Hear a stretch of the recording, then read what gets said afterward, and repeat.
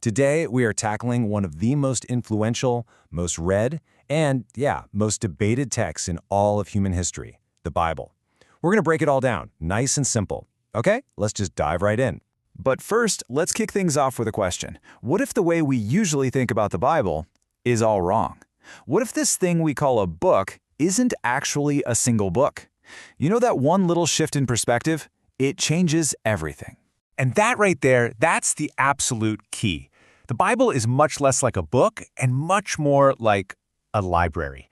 It's a whole collection, an anthology really, of dozens of separate works. We're talking history, poetry, laws, letters, all gathered into one place.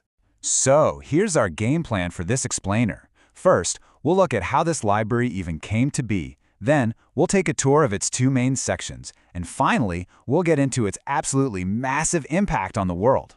Okay, so part one, how was this library actually built? Because, a collection of writings this huge and this diverse doesn't just pop into existence. It was forged over an incredible amount of time. And I mean an incredible amount of time. The different texts that make up the Bible were written over a period of about 1,500 years. Seriously, to put that in perspective, that's like if someone started writing a book during the Roman Empire and the final chapter wasn't written until we had the internet. It's just wild. And get this, it wasn't one person sitting in a room writing. Nope. It was this massive collaboration of over 40 different authors from totally different walks of life. We're talking kings, prophets, fishermen, scholars, you name it, each one writing from their own unique time and place. And as if that wasn't complicated enough, they weren't all writing in the same language. The original texts for this library were written in 3 different ancient languages: Hebrew, Aramaic, and Greek. That just adds a whole other layer to its amazing history. So how do we know all this? Well, this is where it gets really cool. The oldest parts are almost 3,000 years old. But for centuries, the oldest copies we had were much, much younger. There was this huge gap. And then bam! In the middle of the 20th century, the Dead Sea Scrolls were discovered. These were manuscripts from way back in the 2nd century BCE, and they just blew the doors open, giving us this incredible snapshot of the ancient text. Okay, so that's how this incredible library was built over centuries. Now, let's actually step inside and take a look at how the whole thing is organized.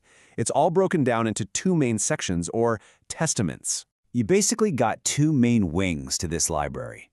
On one side, there's the Old Testament. It's got 39 books, and it makes up the entire Hebrew Bible, which is sacred text for both Judaism and Christianity. Then on the other side, you have the New Testament. Its 27 books are really the central, foundational texts for the Christian faith. So if we zoom in on the Old Testament, you'll see it's not all the same kind of writing. It's got different genres. You've got the Torah, which is the foundational law and stories. Then there are a bunch of historical books telling the story of ancient Israel. After that comes the wisdom literature, beautiful poetry and practical proverbs.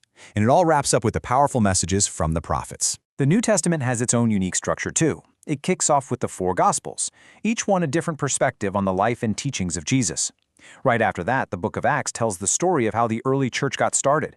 A big chunk of what's left are the epistles, which are basically letters written by early church leaders. And the entire library closes with Revelation, a really complex and symbolic book of prophecy.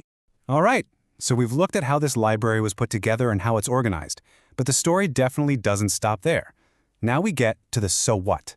How this collection of ancient texts had such a staggering, world-changing impact. To really get a sense of its impact, you just have to look at its reach.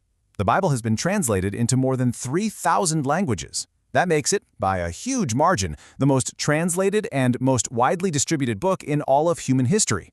Its ideas have reached pretty much every corner of the planet. And when a text reaches that many people for that long, its influence is, well, it's everywhere.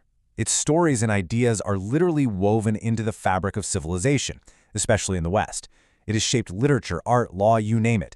And beyond that, it's a source of moral guidance for billions of people, and for historians, it's a critical record of the ancient world.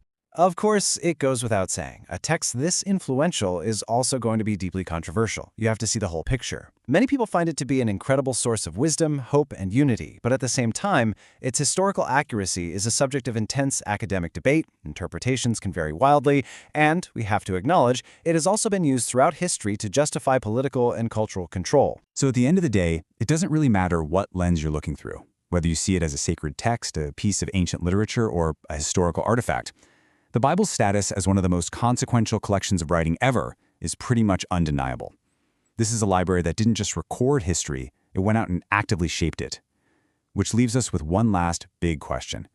How does a 3,000-year-old library continue to resonate so powerfully today?